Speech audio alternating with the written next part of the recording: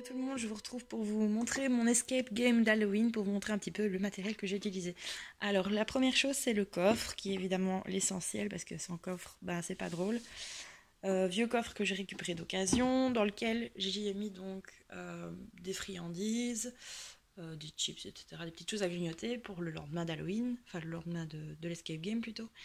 Et une petite lettre disant que bravo, ils ont gagné et que les zombies n'envahiront pas l'école et tic-tac. Bref, voilà, simplement pour les féliciter d'avoir trouvé. Ensuite, donc le coffre, important d'avoir ceci puisque c'est là que je vais glisser mon multicadenas.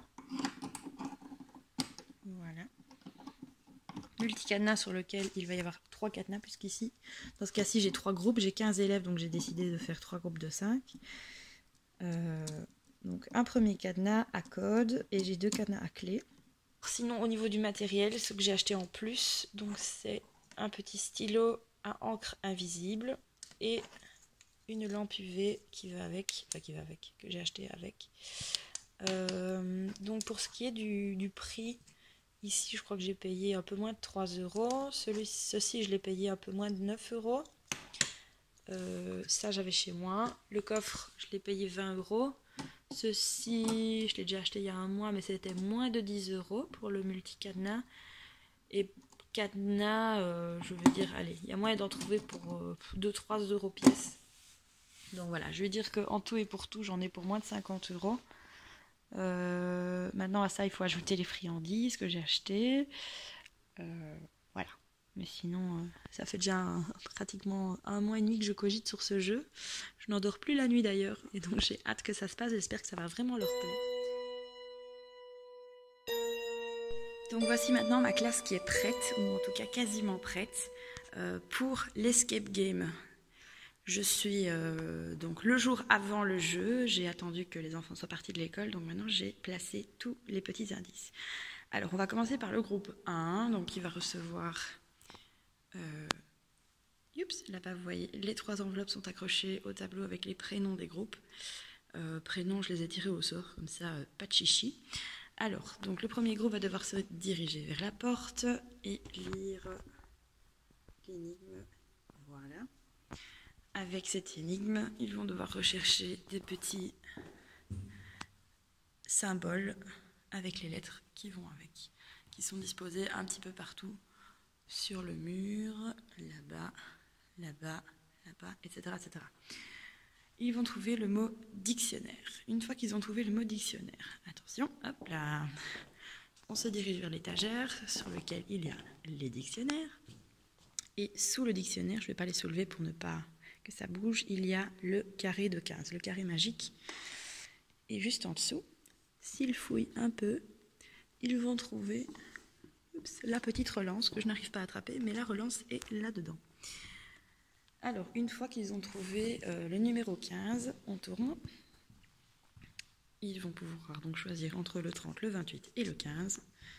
Et derrière le 15, donc, à l'aide des écouteurs, écouter la chanson et trouver l'heure.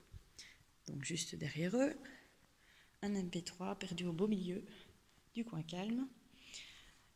Et donc là, ils vont devoir un petit peu chercher. Il y a sous le siège là-bas des écouteurs et là dans la bibliothèque, des haut-parleurs. Une fois qu'ils ont trouvé l'heure de minuit, ils vont devoir rechercher la bonne horloge. On en a une qui est accrochée ici. On en a une qui est sur la porte d'entrée, juste là en dessous. On en a une là-bas. Et la toute dernière, la bonne, se trouve ici près de la fenêtre. 3 calculs qui donnent le code. Le dernier groupe va devoir se rediriger vers le calendrier de la classe et lire « Les mots sont invisibles à l'œil nu, rapprochez-vous de la chaleur ». Alors la chaleur, ici, moi je l'ai symbolisée par le chauffage. Et ils sont invisibles à l'œil nu. Donc ils vont d'abord probablement chercher sans rien trouver. Et puis ici, j'ai caché un petit quelque chose d'intéressant. La lampe torche, qui fera donc apparaître... Mon premier souffle parfois très fort. Mon deuxième est encore plus grave. Mon tout adore le sang. Qui suis-je? La réponse étant le vampire. Donc, ils vont devoir rechercher la photo du vampire sur les bancs. Alors, j'ai mis évidemment des choses qui n'ont rien à voir. J'ai mis une sorcière, j'ai mis un fantôme et j'ai vu le vampire. Derrière le vampire est inscrit une date. La date, c'est le 10 octobre. Donc, retour de nouveau au calendrier. À la date du 10 octobre, il y a quoi? Il y a un ballon jaune qui est dessiné. Alors, j'ai un peu leurré, puisque derrière la sorcière, il y a d'autres dates. Et derrière le fantôme aussi, il y a le 30 juin et il y a le 9 mars. Qui mèneront vers des ballons qu'ils vont devoir chercher. Il y a un premier ballon mauve qui est pendu là au-dessus, là-bas. Il y a un ballon rouge qui est ici, et le ballon jaune, évidemment, celui qui est le mieux caché, il est dans la bibliothèque. Accroché à ce ballon jaune, j'ai mis le petit message à trouver. Et puis en dessous, il faudra chercher un petit peu, ici, la partie qui leur permettront de décoder le mot. Le mot étant bureau, une fois qu'on l'a bien décodé. Et donc sous mon bureau, hop, il y aura là-bas une clé cachée. Alors j'ai mis quelques post-it pour essayer de les leurrer un petit peu, ce sera plus gai. Et voilà. Alors le groupe suivant va devoir se diriger vers la fenêtre. Là, il va y avoir un crypto-couleur. Donc, ils vont devoir retrouver les bonnes lettres grâce aux couleurs et aux chiffres. Ce crypto-couleur donnera la réponse Folix. Folix étant un jeu auquel nous jouons souvent dans notre classe, qui est disposé là. En règle générale, il est toujours là, donc ça ne va pas les choquer. Et en dessous des jetons, ils vont devoir trouver des petits indices, des calculs à refaire dans l'ordre. Donc de 1 à 6, et avec ça en dessous, j'ai mis un post-it avec A égale 0, B égale 1. Ça veut dire que chaque chiffre correspond à une lettre. Grâce à ceci, ils vont pouvoir résoudre l'énigme. Alors ça, je leur donnerai seulement s'ils ne s'en sortent pas. Sinon, je vais les laisser un peu cogiter. Une fois qu'ils ont trouvé ça, ils vont trouver le prénom de Mathéo, qui est un de mes élèves, dont la place est là-bas. Alors bien entendu, les chaises seront retournées, donc on ne le verra pas. Et sous sa chaise, il y aura un quadrillage codé, donc à refaire. Et grâce à ce quadrillage, ils vont retrouver le mot sang. De nouveau, on va rechercher dans la classe où il y a du sang. Et le sang, ici, est symbolisé par la petite main. Derrière la petite main, il y a le tableau des émotions qui est écrit. Et ce tableau se trouve là au bout.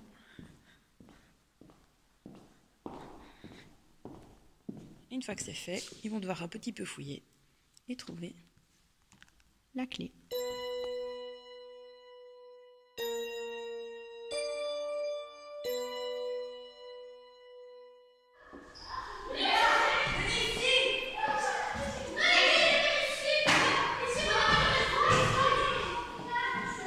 Attention, on a dit une enveloppe. On a dit une enveloppe. Qu'avez-vous trouvé?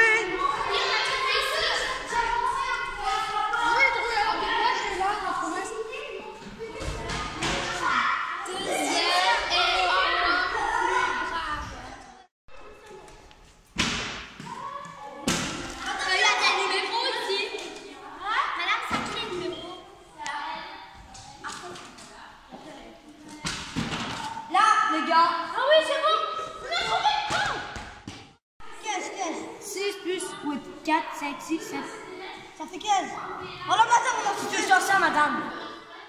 Il faut être en forme pour aller à l'école.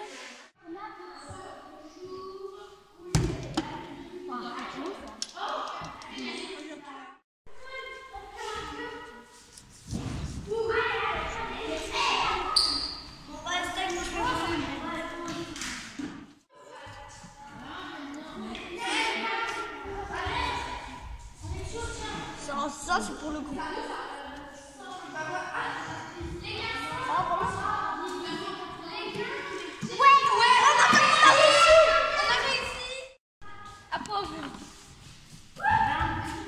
à quoi là, les tableaux de mon... C'est pas celui-là? Ça n'a rien à voir, vous n'y êtes pas encore, ça. T'as pris une Voilà, étiquette voilà.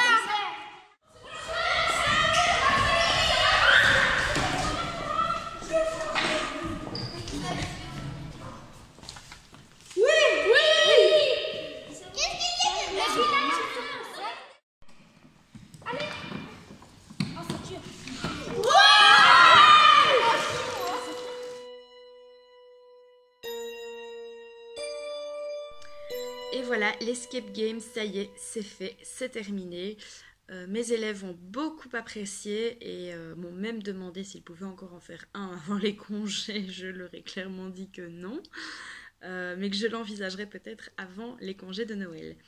Alors, petit débriefing ici de ce qui s'est passé. Alors, dans un premier temps, les enfants donc, ont écouté le scénario, sont entrés en classe. Certains n'osaient même pas rentrer en classe, ils avaient la pétoche. Mais voilà, ils sont rentrés en classe.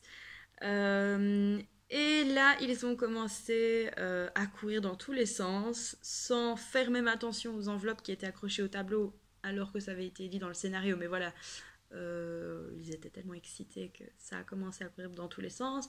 Certains sont allés directement au coffre, voir s'il n'y avait pas moyen d'ouvrir d'une façon ou d'une autre. Donc à ce moment-là, je suis arrivée et j'ai un petit peu recadré tout ça. Je leur ai dit, regardez, il y a les enveloppes au tableau, il y a vos prénoms, vous devez vous organiser par groupe, etc., etc.